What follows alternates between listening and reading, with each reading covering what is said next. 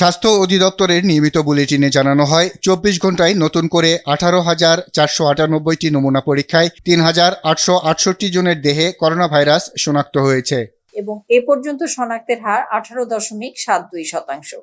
২৪ ঘন্টায় আরও ১,৬৩৮ জন সহ সুস্থ হয়েছেন ৫৩,১৩৩ জন। এদিকে রাজধানীর মুগদা মেডিকেল কলেজ ও হাসপাতালে নমুনা দিতে এসে শারীরিক দূরত্ব না মেনে লাইনে দাঁড়াতে হচ্ছে। অনেকে আবার রিপোর্ট পেতে কয়েকদিন লেগে যাওয়ার অভিযোগ করেন। এর আগে করছে এখানে, তখন এখানকার রিপোর্টটা পাইনি, খুব সমস্যার মধ্যে আছি, রিপোর্টটা এখনো পাইনি, মেসেজ যায়নি।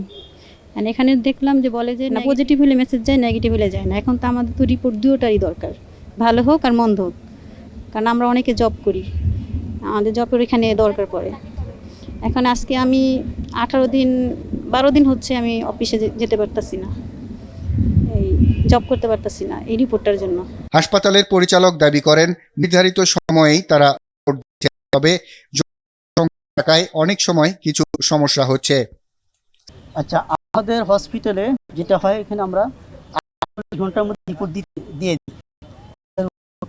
মোবাইলে মেসেজ চলে যায়, পজিটিভ সাথে সাথে আমরা ফোন করে তার অবস্থা জানার চেষ্টা করি। যদি সে দরকার হলে আমরা অ্যাম্বুলেন্স ব্যবস্থা করি।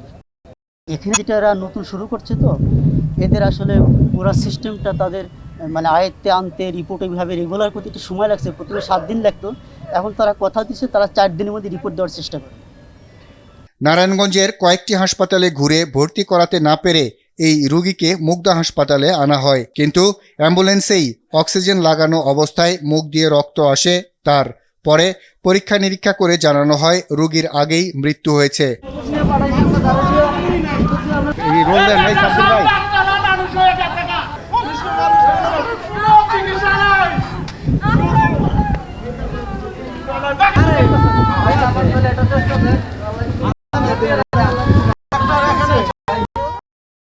জন্য হাসপাতালে স্বাস্থ্যকর্মী সংকটের অভিযোগ করলেন পজিটিভ করোনা রোগীর জন্য ওয়ার্ড দাবি করেন তারা। আর বাদল, RTV, ঢাকা।